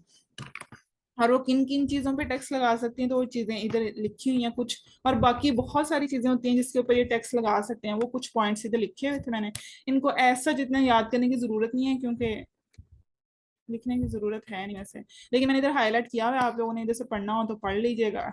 मेजर मेजर चंक्स कुछ लिखने हैं तो लिख दीजिएगा, कोई दो दो तीन तीन पॉइंट्स के ये चीजें होती हैं जो डिस्ट्रिक्ट गवर्नमेंट्स कर सकती हैं। वो education tax, health tax, tax on vehicles other than motor vehicles, local rate on lands, accessible to land revenue. तो ये जितनी चीजें हैं आप लोग इधर से पढ़ सकते हैं। तहसील एंड टाउन काउंसिल्स जो होती हैं वो इधर इन पॉइंट से अपना टैक्स कलेक्ट कर सकते हैं। यूनियन काउंसिल इस पॉइंट से अपना टैक्स कलेक्ट कर सकते हैं। तो हम लोगों के पास एक कॉन्स्टिट्यूशन और हर चीज डिवेलप तो हुई हुई है, लेकिन हम लोग एज सच उसको यूटिलाइज नहीं करते, हम लोग इम्प्लीमेंट नहीं करते। तो हमारे पास इम्प्लीमेंटेशन का बहुत ज्यादा फुकदान है। बाकी इस वाले में से एडवांटेजेस ऑफ लोकल गवर्नमेंट पढ़ लीजिएगा कि क्या क्या होते हैं, क्यों क्यों जरूरी हैं, ये आ सकता है इसमें। तो ये पढ़ लीजिएगा। बाकी ये आप लोग इसको रीड आउट कर लीजिएगा, इंपॉर्टेंट है ये टॉपिक। और ये टॉपिक बहुत इंपॉर्टेंट है, स्पेशली ये आता है ये टॉपिक, ये दो चैप्टर्स में आता है हमारे पास पब्लिक एडमिनिस्ट्रेशन के। सबसे पहले तो हमारा जो चैप्टर 2 है उसके अंदर आता है लोकल गवर्नमेंट का टॉपिक, उसके अंदर आता है। फिर हमारे पास जो चैप्टर 10 है जो भी करंटली मैं पढ़ा रही हूँ, एडमिनिस्ट्रेटिव रिफॉर्म्स वाला टॉपिक, उसमें जब डिसेंट्रलाइजेशन वाला टॉपिक आता है या डेवोल्यूशन वाला टॉपिक आता है, उधर ये पॉइंट आता है लोकल गवर्नमेंट का। फिर हमारे पास एक पूरा चैप्टर है प्रोविंशियल एंड लोकल गवर्नमेंट्स का, चैप्टर 11 आई थिंक, नहीं चैप्टर 11 नहीं, chapter 9 I think, provincial and local government से रिलेटेड। तो उसके अंदर ये पॉइंट बहुत इंपॉर्टेंट है, और ये ऑलमोस्ट ये जो क्वेश्चन है ना ये रिपीट होता रहता है।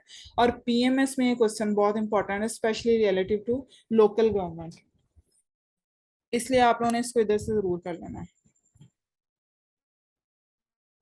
फिर ये वाला जो पीडीएफ है इसमें से आप लोग ये पॉइंट्स वगैरह लिख लीजिएगा। इधर एडमिनिस्ट्रेटिव रिफॉर्म्स क्यों जरूरी हैं, उसके क्या ड्राइवर्स हैं, वो ये आप इधर से इसकी बना सकते हैं एक डायग्राम फुल। इसमें कौन कौन सी चीजें इंपॉर्टेंट होती हैं, electoral, gender, general, finance, police, community development. तो ये सारी चीजें इंपॉर्टेंट होती हैं। पावर प्लान में डेवोल्यूशन ऑफ पावर प्लान जब किया गया था मुशर्रफ के दौर में, तो ये उसके अंदर चीजें आ सकती हैं। अगर आपने थोड़ा बहुत इसमें से कुछ कुछ पॉइंट्स लिखने हो तो आप लिख सकते हैं। बाकी ये जो अभी रिसेंट लोकल गवर्नमेंट इलेक्शंस हुए हैं वो मैंने आपको बता भी दिया था, बाकी इनको पढ़ लीजिएगा। ऐसा सच लिखने की जरूरत नहीं है, सिर्फ मैंने पढ़ने के लिए दिया था ताकि लोग बच्चों को आइडिया हो जाए। ये मैंने चीजें आपको बता दी हैं। जो अभी रिसेंट इलेक्शंस हुए हैं वो दिसंबर में केपीके में हाफ फेज था उसका, फिर दूसरा फेज उनका मार्च में हुआ था। उधर इलेक्शंस कंप्लीट हो गए हैं। बलूचिस्तान में इलेक्शंस हुए हैं इन मई, जो भी रिसेंट हुए हैं ये दिसंबर 2021 में हुए थे, और मार्च 2022 में केपीके में हुए। तो ये दो फेजेस में हुए और ये कंप्लीट हो चुके हैं। मई में हुए थे बलूचिस्तान में, फिर जून में हुए थे। जून में एक फेज हुआ था सिंध में, ठीक है, जून में एक फेज सिंध में हुआ था। और जो सेकंड फेज उनका होना था वो अभी रिमेनिंग है, वो भी नहीं हुआ आई थिंक। और बाकी अब शायद हो जाए पेपरों से पहले पहले, तो तब तक आप उसके ऊपर अपडेट्स देख लीजिएगा। और इसके अलावा अभी पंजाब में भी होने हैं और इस्लामाबाद में भी होने हैं आईसीटी में। तो ये दोनों पॉइंट्स भी रहते हैं हमारे पास, वो आप देखते रहिएगा। आप लोग आजकल न्यूज़पेपर भी पढ़े हैं तो आप लोगों को आइडिया होता रहेगा, क्योंकि जब भी लोकल गवर्नमेंट्स होते हैं तो काफी शोर मचता है, तो चीजें पता चल जाएंगी आप लोगों को। ये बेसिक चीजें थी, आप लोगों इसको लिखना है इंशाल्लाह जरूर। लोकल गवर्नमेंट्स को डेवोल्यूशन प्लान जो मुशर्रफ का है वो बहुत इंपॉर्टेंट है, आप लोगों ने उसको जरूर लिखना है, उसको अच्छी तरह से पढ़ लीजिएगा। और पढ़ने के लिए ये चीजें ये बहुत इंपॉर्टेंट है कुछ, devolution away forward for Pakistan, क्योंकि आज ही मैं कंपाइल कर रही थी जो पास्ट पेपर्स के क्वेश्चन है, वो भी इंशाल्लाह मैं आपसे डिस्कस कर दूंगी, आपसे शेयर कर दूंगी कि जो डेवोल्यूशन के अंदर है वो उसके अंदर पूछते हैं कि जो मुशर्रफ का डेवोल्यूशन प्रोग्राम था वो क्यों इनइफेक्टिव साबित हुआ। तो उसके अंदर ये इम्पोर्टेंट था। ये पीडीएफ आपने जरूर पढ़ना है कि इसमें सबसे पहले डेवोल्यूशन को बताया गया है, फिर लिटरेचर रिव्यू में उसमें डिफरेंट चीजें दी हुई हैं, फिर 18th amendment and the current political environment के उसके बाद से अब तक क्या हो रहा है, वो चीजें इंपॉर्टेंट है। ये इसके अंदर इन्होंने पॉइंट्स भी अच्छे बनाए हुए हैं, उनको हाईलाइट किया चीज़ों को। ये तो ये अच्छा पीडीएफ है, आप लोगों को चीज़ों की समझ लग जाएगी, मुश्किल अल्फाज नहीं है, और वैसे भी हेडिंग्स वगैरह भी बनाई हैं, तो ये आसान था, अच्छा था।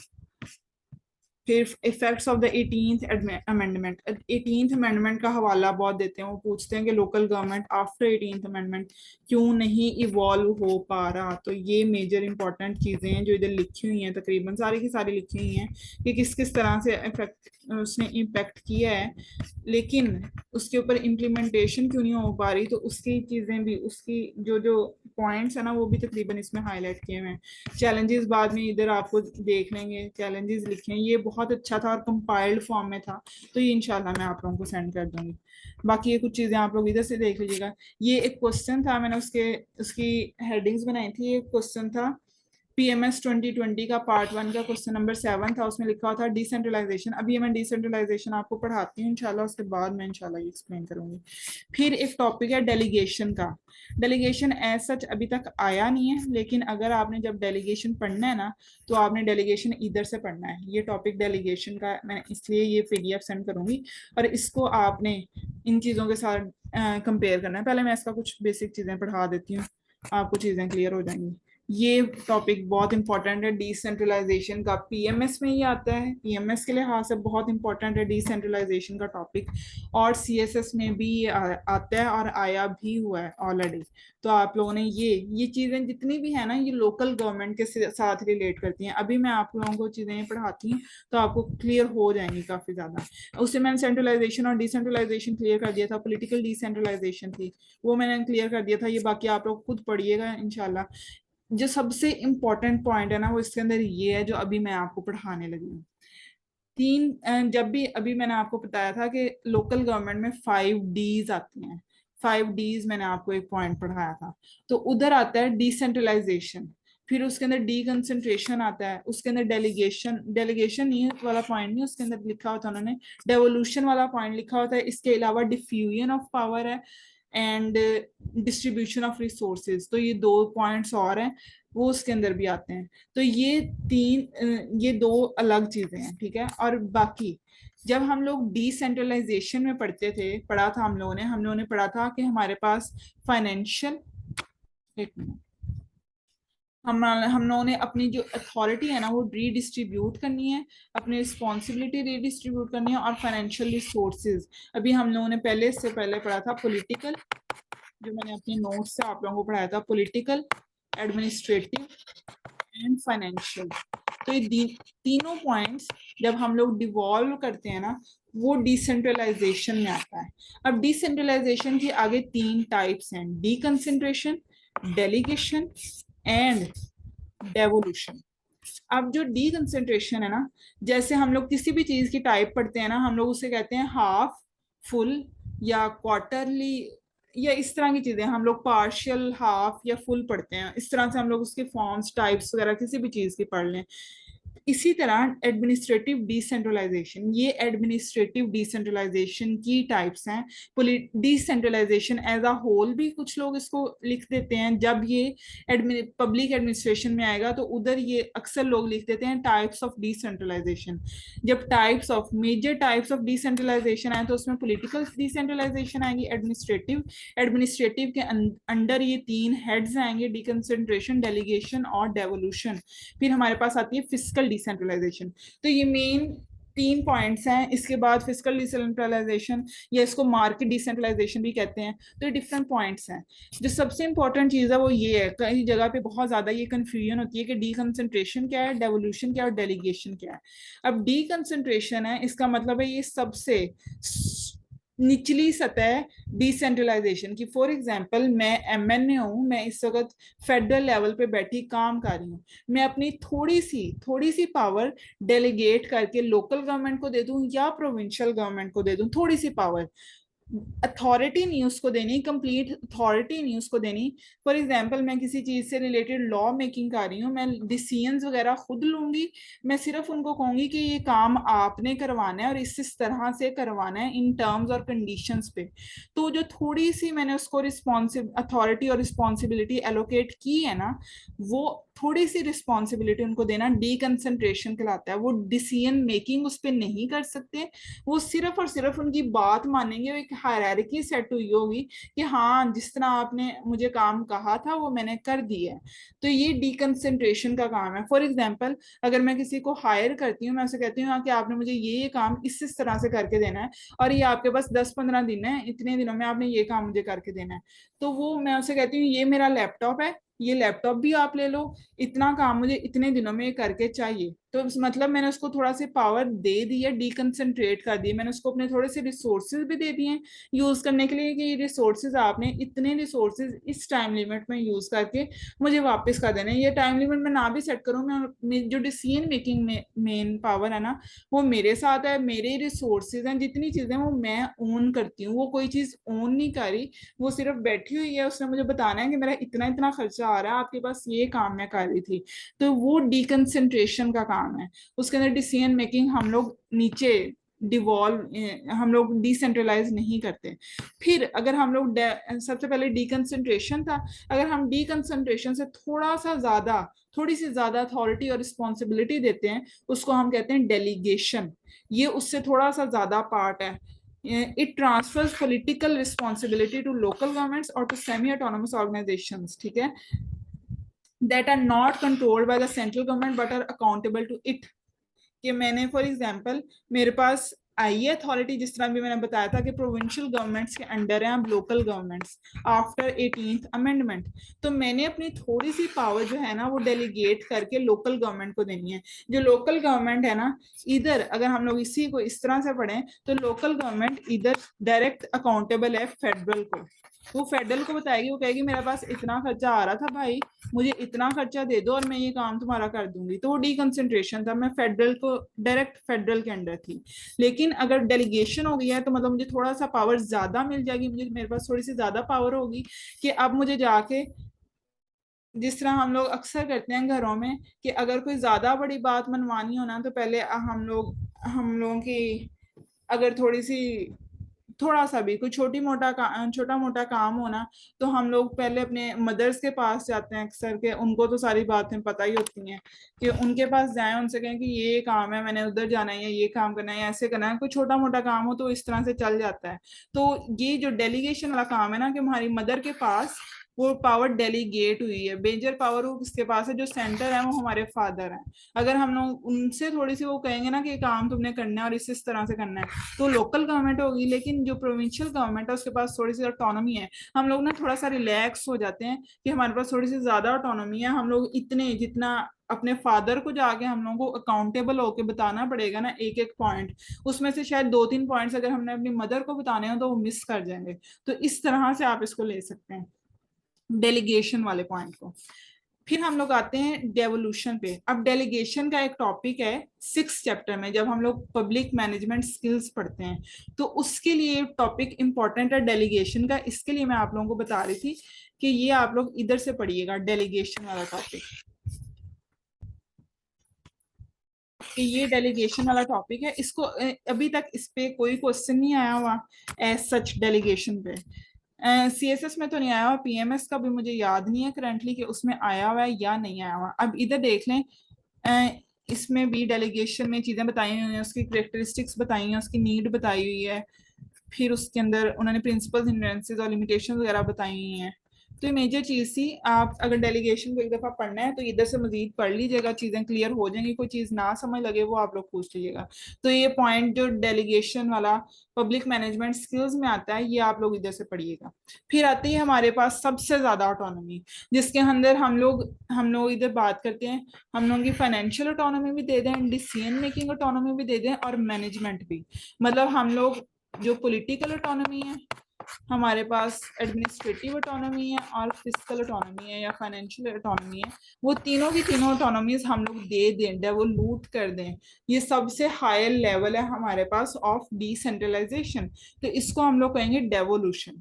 अब सबसे पहले हमारे पास था डीकंसेंट्रेशन, फिर डेलीगेशन एंड देन डेवोल्यूशन। तो ये वाला पॉइंट आप लोगों ने जरूर याद रखना है कि ये इसकी 3 मेजर पॉइंट्स हैं। इधर से हम लोगों ने देखना है ये चीजें ऐसे। फिर physical decentralisation is very important, ये इंपॉर्टेंट टाइप है। टाइप्स ऑफ डिसेंट्रलाइजेशन आई हुई हैं और बाकी भी कुछ चीजें हैं वो भी आई हैं, तो आप लोगों ने इसको इधर से केटर करना है। फिर ये आप लोग ये जो यूनिटरी स्ट्रक्चर में लिखा हुआ है इसको पढ़ने की जरूरत नहीं है, ये आप लोगों को नहीं आएगा, इसका कंक्लूजन पढ़ लीजिएगा, ये इंपॉर्टेंट है। और डेलीगेशन का मैंने आपको बता दिया कि किधर से पढ़ना है, ये भी क्लियर हो गया है। फिर मैं आपको ये बता रही थी, ये क्वेश्चन आया था पीएमएस के 2020 के पेपर में, क्वेश्चन नंबर 7 था पार्ट 1 का, define decentralisation and its main types. फिर उसमें उन्होंने एक चीज डिफरेंट कर दी थी क्वेश्चन को, उन्होंने किया briefly discuss and evaluate major governance reforms in the direction of decentralisation in Pakistan since the year 2001। उन्होंने 2001 से ऑनवर्ड कर दिया। अब 2001 से ऑनवर्ड हम लोग देखते हैं। अब सबसे पहले आप लोगों ने जब भी अपना क्वेश्चन लिखना है ना, मैं आपसे पहले भी एक दो दफा मैंने क्वेश्चन के एनालिसिस में भी बताया, जब पास्ट पेपर आप लोग कोई क्वेश्चन अटेम्प्ट करते हैं तो मैं हाईलाइट करती हूँ कि पहले उसका थोड़ा सा एनालिसिस लिख लिया करें। ये 2 से 3 मिनट आप लोगों के ऑलमोस्ट लेगा, आपको पता चल जाएगा कि चीजों इस क्वेश्चन में कौन कौन सी चीजें आनी है। तो मैंने इसलिए इसका थोड़ा सा एनालिसिस पहले दिया हुआ है कि डिसेंट्रलाइजेशन, उसकी 4 टाइप्स आएंगी, उसके अंदर आप थोड़ा सा डिसेंट्रलाइजेशन के एडवांटेजेस बता दें, उसकी डेफिनेशन प्लस एडवांटेजेस। फिर उसका जो पार्ट 2 उन्होंने पूछा हुआ है वो है briefly discuss and evaluate major governance reforms since 2001। अब 2001 से ऑनवर्ड उन्होंने पूछा हुआ है। अगर हम लोग 2000 ऑनवर्ड देखें, 2001 ऑनवर्ड देखें, तो हमारे पास सबसे पहले जो devolution plan local government reform 2001 के आते हैं, जो कि ड्यू टू जो हम लोग देखते हैं मुशर्रफ इरा में आए थे। फिर हमारे पास 18th अमेंडमेंट आती है डिसेंट्रलाइजेशन से रिलेटेड उसमें बहुत ज्यादा चीजें हैं। अभी हम लोग जब इंटर गवर्नमेंटल रिलेशंस पढ़ेंगे इंशाल्लाह, उसमें डिसेंट्रलाइजेशन वाली बहुत सारी चीजें आएंगी, हम लोग उसमें भी पढ़ेंगे, तो उधर चीजें मजीद क्लियर हो जाएंगी कि 18th अमेंडमेंट ने कैसे बहुत सारी चीजों को इवॉल्व किया। इसमें हम लोग एनएफसी वार्ड लिख सकते हैं, बेसिक चीजें लिख सकते हैं। एनएफसी वार्ड फाइनेंशियल डिसेंट्रलाइजेशन पे लिखता है, उस पर बात करता है। तो ये डिफरेंट चीजें हम लोग, फिर काउंसिल ऑफ कॉमन इंटरेस्ट है, ऑल्दो के वो पहले भी काम करती थी लेकिन उसको भी थोड़ा सा इवॉल्व किया गया, उसमें भी अमेंडमेंट्स लाई गई। तो डिफरेंट चीजें हैं जो कि हमारे पास अगर हम लोग देखें तो पॉलिटिकल, एडमिनिस्ट्रेटिव और फिजिकल डिसेंट्रलाइजेशन के लिहाज से, मतलब आप लोगों को चीजों नहीं याद आ रही ना तो आप इस तरह से चीजों को एनालाइज करें। फिर local government legislation after 18th amendment, मैंने भी आपको पढ़ाया कि किस किस तरह से कब कब लोकल गवर्नमेंट की लेजिस्लेशन हुई और फिर कैसे कैसे अमेंडमेंट्स भी अभी तक आ चुकी हैं। अगर हम लोग अमेंडमेंट्स देखें, अभी मैंने शायद नेक्स्ट पे लिखा भी हो, नहीं इधर नहीं लिखा हुआ, जो अमेंडमेंट्स हैं जो करंटली है वो पंजाब की 2022 की है, ये केपीके में 2020 की है जो लेटेस्ट अमेंडमेंट्स है, बाकी बलोचिस्तान में 2019 की आई थिंक, और सिंध में भी 2019 की है। तो ये आप लोग लिख दीजिएगा कि अमेंडमेंट 2019। फिर इसके अंदर मैंने ये सिर्फ एज ए पार्ट लिखा हुआ था कि याद रहे कि क्या क्या चीजें थी। टर्न आउट्स लिखे हुए हैं, इसको लिखना है लिखें, अगर आप लोग याद कर सकते हैं तो वेल एंड गुड, 4-5 पॉइंट्स हैं याद कर लें। बाकी ये जो मेजर ये वाले इलेक्शन से इनका टर्न आउट रेट था। बाकी अभी बलोचिस्तान के इलेक्शन हुए हैं, उनका टर्न आउट 60% था, केपीके का उन्होंने नहीं लिखा हुआ था, मेंशन नहीं था, किसी न्यूज़पेपर में मेंशन नहीं था, किसी सोर्स में मेंशन नहीं किया गया था कि उनका टर्न आउट परसेंटेज क्या रहा। बाकी सिंध, पंजाब और इस्लामाबाद में तो अभी तक इलेक्शन ही कंप्लीट नहीं हुए, तो उसका तो हम लोग क्या ही लिखेंगे। फिर आउटलाइन मैंने इसकी बनाई थी, ये आप लोग देखिएगा। सबसे पहले मैंने इंट्रोडक्शन लिखा था, जब भी मैं क्वेश्चन के एनालिसिस बताती हूँ तो मैं बताती हूँ कि सबसे पहले आप लोगों ने इंट्रोडक्शन लिखना है और इसको एंड पे कंक्लूजन लिखना है। फिर आता है decentralisation and its important characteristics. इसके अंदर आप फ्रीडमैन्स व्यू आप देख लीजिएगा, इकरा अजीज की बुक है, उधर से आपने लिखना हो वो लिख दें आप लोग। और जिस तरह भी मैंने बताया था कि डिफरेंट चीजें मैंने लोकल गवर्नमेंट का गुड गवर्नेंस, जो मैंने लोकल गवर्नमेंट में 4 पॉइंट्स बताए थे, एनपीएम को वो क्लिक करता है, वो गुड गवर्नेंस को क्लिक करता है, वो प्रिंसिपल ऑफ सब्सिडियरिटी को देखता है, वो हमारे पास यूएन के डेमोक्रेसी को प्रमोट करता है। तो इनमें से कोई, जिस तरह डेमोक्रेसी को प्रमोट करने वाली बात है तो ये डिसेंट्रलाइजेशन भी डेमोक्रेसी को प्रमोट करती है, तो आप इसको लिख सकते हैं, इसकी करेक्टरिस्टिक्स लिख सकते हैं अगर आपको फ्रीडमैन व्यू नहीं आता तो। मैंने खैर पढ़ाया भी नहीं था। फिर सिग्निफिकेंस ऑफ डिसेंट्रलाइजेशन पढ़ सकते हैं, जो इकरा अजीज की बुक है उसमें डिसेंट्रलाइजेशन की जो सिग्निफिकेंस बताई हुई है ना, वो डेनिस ए रॉर्डिनेली, इनकी ये सारी जितनी भी मैंने टाइप्स भी पढ़ाई है ना, ये सारी टाइप्स और सारी सिग्निफिकेंस इनका आर्टिकल था, इनका मेजर वर्क है रॉन्डेनेली का, तो ये उसमें आप कोट कर सकते हैं इनका नेम। फिर टाइप्स ऑफ डिसेंट्रलाइजेशन, क्योंकि टाइप्स ही उन्होंने मेजर पूछी हुई हैं। अब पहला पार्ट है, पहले पार्ट में मैंने ये बनाई हैं चीजें। सबसे पहले इंट्रोडक्शन लिखा है मैंने, उसके डिसेंट्रलाइजेशन और उसकी इंपॉर्टेंट कैरेक्टरिस्टिक्स के 1-1.5 पैराग्राफ में मैं वो लिख दूँ। सिग्निफिकेंस, अब मेरे ये आधा क्वेश्चन था, मैंने ये 2 पार्ट्स बनाए थे ना, मैंने आधा क्वेश्चन है, अब 8 मैक्सिमम पेजेस लिखने हैं मुझे। तो 8 पेजेस में 4 पेजेस मेरा फर्स्ट पार्ट का और 4 पेजेस मेरे सेकंड पार्ट के हैं। तो 4 पेजेस में मैं क्या लिखूंगी, पहले इंट्रोडक्शन लिखूंगी, उसकी इंपॉर्टेंट डिसेंट्रलाइजेशन और उसकी इंपॉर्टेंट कैरेक्टरिस्टिक्स, उसके अंदर थोड़ी सी सिग्निफिकेंस भी लिख सकती हूँ कि क्यों क्यों जरूरी है डिसेंट्रलाइजेशन, और फिर उसकी टाइप्स लिख सकती हूँ। ये लिख सकती हूँ सारी फंक्शनल मार्केट एडमिनिस्ट्रेटिव के अंडर जो डिकंसंट्रेशन, डेलीगेशन एंड एवोल्यूशन लिख सकती हूँ। फिर major governance reforms toward decentralisation, वो क्या है, concept of local governance and its features, जिस तरह भी मैंने बताया था कि जो लोकल गवर्नेंस के अंदर 4 पॉइंट्स हैं वो लिख सकते हैं आप इसके। और ये कोलैबोरेशन और कोएग्जिस्टेंस, ये भी टॉपिक मैंने पढ़ाया नहीं है, उधर से रेको एंड इमली का पॉइंट आएगा, उनका कॉन्सेप्ट आएगा कि सारी चीजें कोलैबोरेशन और कोएग्जिस्टेंस से होनी चाहिए।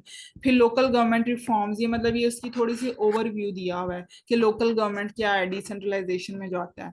फिर लोकल गवर्नमेंट रिफॉर्म्स अब तक जो है 2001 का, तो आप इसको मुशर्रफ ईरा का एक फ्लो चार्ट बनाएं और उसका पैरा एक्सप्लेन कर दें, एक पैरा में उसको एक्सप्लेन कर दें। फिर 18th अमेंडमेंट देखें, उसमें इंस्टीट्यूशनल इम्प्लीकेशन देखें, कॉन्स्टिट्यूशनल रीअरेंजमेंट्स देखें, बहुत सारे इंस्टीट्यूशन का हुआ। फिर हम लोग फिजिकल इम्प्लीकेशन देखते हैं, जिस तरह मैंने अभी बताया कि एनएफसी अवार्ड है, वो आप इसको इधर कोट कर सकते हैं। ये मैं एक टॉपिक पढ़ाऊंगी और उसके अंदर मैं पीडीएफ से मेकिंग फेडरलिज्म वर्क उसके अंदर से पढ़ाऊंगी, तो उधर से आप ये चीजें देखिएगा। फिर local government legislation after 18th amendment, तो ये मैंने अभी अभी पहले लिखा भी हुआ है, मैंने आपको बता भी दिया है। फिर हिंड्रेंसेस और सॉल्यूशंस फॉर नेक्स्ट इंप्रूवमेंट, जिस तरह अभी मैंने जो डेवोल्यूशन वाला पॉइंट पढ़ाया था, उधर मैंने हिंड्रेंसेस भी बताई थी, तो उधर से आप हिंड्रेंसेस और उससे सॉल्यूशंस वगैरह लिख सकते हैं। फिर इसके आगे एंड पे कंक्लूजन लिखनी है, इसमें 1-2 पॉइंट्स जो अभी मैंने आपको स्टेट बिल्डिंग कैपेसिटी, क्योंकि क्यों पब्लिक सेक्टर रिफॉर्म्स वगैरह जरूरी होते हैं, तो उसको इसके साथ कैसे रिलेट करना है। फिर 10 steps for result based monitoring and valuation, ये मैंने अभी आपको एक डायग्राम दिखाई थी, उधर से आप लिख सकते हैं। इसमें आप कोई कोटेशन लिख सकते हैं, कोटेशन बहुत आती हैं डिसेंट्रलाइजेशन से रिलेटेड, तो आप ये लिख सकते हैं। बाकी 1-2 इम्पोर्टेंट इम्पोर्टेंट इम्पोर्टेंट इम्पोर्टेंट हैं, क्या उसका नाम है, न्यूज आर्टिकल्स, वो आपने जरूर देखने हैं। ये करंट डेवोल्यूशन प्लान से रिलेटेड है, ये मुशर्रफ का जो लोकल गवर्नमेंट प्लान था। जो द न्यूज इंटरनेशनल के आर्टिकल्स होते हैं वो बहुत इंपॉर्टेंट होते हैं और बहुत अच्छे ब्रीफ किए होते हैं। तो अगर आपने कभी भी, आपको किसी भी टॉपिक से सर्च करना हो, तो आपने द न्यूज इंटरनेशनल का टॉपिक जरूर सर्च करना है। और अक्सर अक्सर जो ऐसे के टॉपिक्स होते हैं ना, वो इधर से आते हैं, न्यूज इंटरनेशनल। तो आप लोग कोशिश क्या करें कि न्यूज इंटरनेशनल के ऑपेड्स जरूर पढ़ा करें। तो इनका ये एक पिछले साल का है, इसमें बहुत अच्छा इन्होंने लिखा हुआ है, ये आप लोग पढ़िएगा। इसका अभी मैं बनाऊंगी इंशाल्लाह, मैं फेसबुक पेज पे इसका कंप्लीट अपडेट करूंगी। और ये डिजास्टर एंड एवोल्यूशन, क्योंकि रिसेंटली अभी डिवास्टेटिंग फ्लड्स हैं, उसके काउंटर करने के लिए कैसे कैसे चीजें इंपॉर्टेंट है, उसमें कौन कौन सी चीजें किस तरह से आती हैं हमारे पास लोकल गवर्नमेंट्स के अंडर, वो बताया हुआ है कि क्यों डेवोल्यूशन जरूरी है और किस तरह से हम लोग फ्लड्स के दौरान इनको काउंटर कर सकते थे, फ्लड्स को काउंटर कर सकते थे। इतनी तबाही शायद ना होती अगर हमारे पास रेवोल्यूशन अच्छे तरीके से अभी तक हुई होती, हमारे पास अच्छी लोकल गवर्नमेंट्स होती हैं, वो काम कर रही होती हैं, तो शायद इतनी मेजर लेवल पे जो फ्लड आया है, शायद उससे इतनी जो हमारे पास उसका जो आया है, जो उसके इम्प्लीकेशंस आई हैं, फ्लड तो आना ही आना था, पानी तो जिधर से गुजरेगा उधर से तो वो चीजें खराब करेगा, लेकिन हम लोगों ने उस सिचुएशन को कैसे केटर करना था वो शायद बेहतर होता।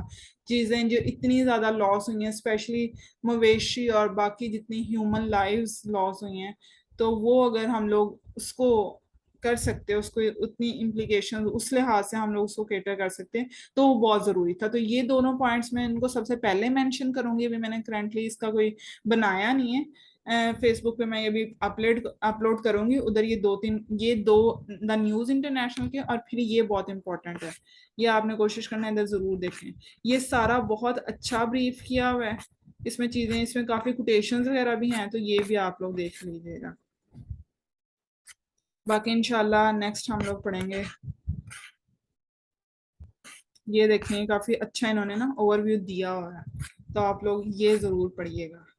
बाकी इंशाल्लाह लेक्चर देखेंगे। अब इधर मैंने लोकल गवर्नमेंट डिसेंट्रलाइजेशन डेवोल्यूशन वाले पॉइंट्स क्लियर कर दिए हैं, जो चैप्टर नंबर 9 आई थिंक, जो प्रोविंशियल एंड लोकल गवर्नमेंट्स का। तो लोकल गवर्नमेंट की ये सारी चीज़ें हैं, यही सारी अच्छाइयाँ खूबियाँ इधर से ही लिखनी है आप लोगों ने। मजीद अगर सर्च आप लोगों ने देखने हैं ना, तो अब आपने न्यूज़ आर्टिकल्स, ये जो भी मैं इन लिस्ट करके आप लोगों को लिंक सेंड कर दूंगी, तो आपने उनको बेहतर तौर से देखना है और उनको समझना है। बाकी ये जो 4-5 अभी मैंने पीडीएफ दिखाए, इससे आप लोगों ने अपनी गाइडेंस पूरी ले लेनी है। और अपने इन दोनों टॉपिक्स को, ये बहुत इंपॉर्टेंट है, डिसेंट्रलाइजेशन और लोकल गवर्नमेंट। और लोकल गवर्नमेंट तो इज एक्सट्रीमली इंपॉर्टेंट, इसलिए कोशिश करिएगा कि लोकल गवर्नमेंट से रिलेटेड जितने मैं न्यूज़ आर्टिकल्स शेयर करूं, उसमें से 3-4 या 4-5 जरूर पढ़िएगा, क्योंकि पॉलिटिकल साइंस के लिए बहुत इंपॉर्टेंट है, इसके लिए बहुत इंपॉर्टेंट है। फिर हमारे पास करंट अफेयर्स या पाकिस्तान अफेयर्स में बहुत इंपॉर्टेंट है जो लोकल गवर्नमेंट का पॉइंट है। तो आप लोगों ने कोशिश करनी है कि इधर से लोकल गवर्नमेंट को अच्छी तरह से तैयार करें, आप लोगों को उसके एक एक कॉन्सेप्ट क्लियर हो। आप लोकल गवर्नमेंट पे कुछ भी पढ़ें तो आपको चीज़ें क्लियर हो। अभी जो कमिंग लेक्चर है, इसमें इंशाल्लाह मैं इंटर गवर्नमेंटल रिलेशंस पढ़ाऊंगी, उसके बाद मैं फाइनेंशियल पॉइंट्स कुछ पढ़ाऊंगी। तो ये तीनों चार जो आइंदा आने वाले लेक्चर्स है ना, वो भी they are very very important. और ये करंट अफेयर्स, पाकिस्तान अफेयर्स और पब्लिक एडमिनिस्ट्रेशन, इसमें बहुत बहुत इंपॉर्टेंस हासिल है इन तीनों पॉइंट्स को। एनएफसी अवार्ड को, जितनी फाइनेंशियल ट्रांजैक्शन हैं हमारे सूबों की, जितनी पॉइंट्स हैं, जितनी सारी चीज़ें हैं, वो इसमें कवर हो जाएंगी। फिर इंटर गवर्नमेंटल रिलेशंस, ये बहुत इंपॉर्टेंट है, ये भी सारे टॉपिक्स में आता है। तो आप लोगों ने ये लेक्चर ज़रूर सुनने अच्छी तरह से। Local government, inter governmental relations and जो फिजिकल डिसेंट्रलाइजेशन हम लोग कहते हैं, जिसको हम लोग एनएफसी अवार्ड कहते हैं, हम लोग प्रोविंशियल, अभी कंसोलिडेटेड फंड हम लोगों ने देखा था पीसीएफ, उसमें वो भी पढ़ाऊंगी इंशाल्लाह मैं। तो आप लोगों ने ये तीनों पॉइंट्स, ये तीनों टॉपिक्स अपने क्लियर, अल्ट्रा क्लियर कर लेने हैं, कि इसमें कोई भी आप लोगों को डाउट ना रहे। कहीं भी कोई चीज़ आपने पूछनी तो वो मैसेज करके पूछ लें, ग्रुप में पूछ लें, इंडिविजुअली पूछ लें। लेकिन ये पॉइंट्स, ये तीनों जितने भी, ये तीनों कमिंग लेक्चर्स, आज वाला लेक्चर, इससे पिछला लेक्चर आपने ध्यान से सुनना है, ये वाला लेक्चर और इसके अगले जो अब 2-3 होंगे, वो इंशाल्लाह अच्छी तरह से सुनना है। बाकी इंशाल्लाह हम लोग नेक्स्ट लेक्चर में करेंगे। अल्लाह हाफिज़।